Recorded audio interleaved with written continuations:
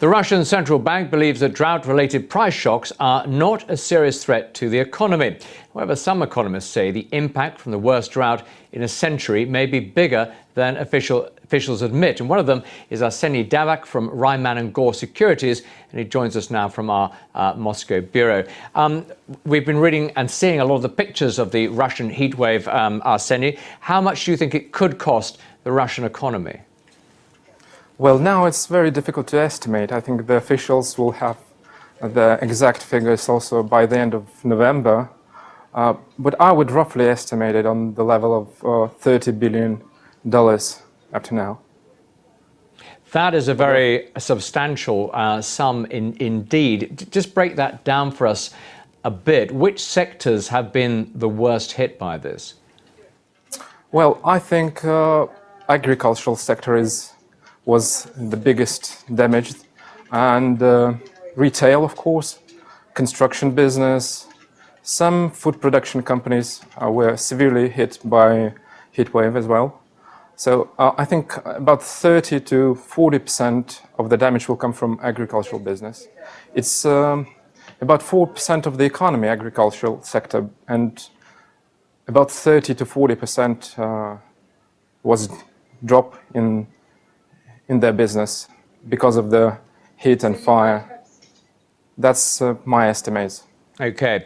Now, what about in terms of Russian GDP and how it's been affected by the drought? The government has said, well, it's 0.4 to 0.8% of GDP growth, but some analysts are saying more. What's your calculation there?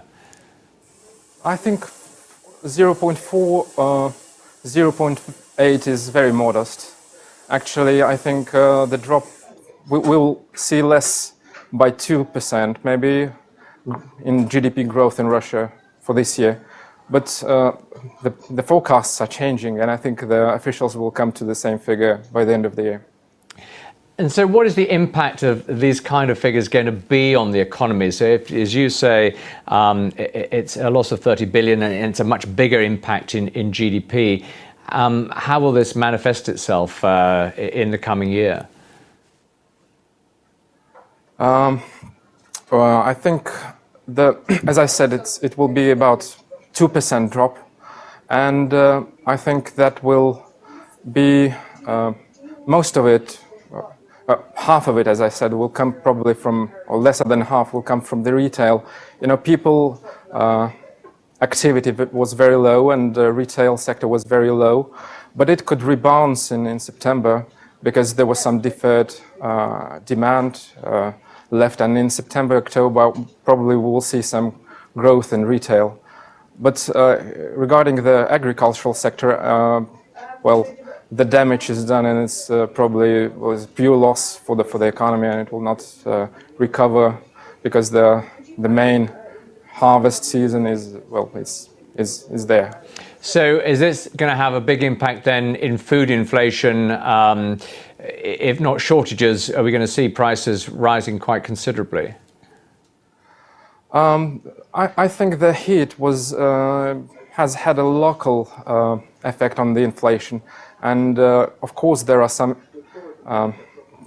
forecasts, some predictions. People get worried about the food inflation, but I think it will be normalized in September.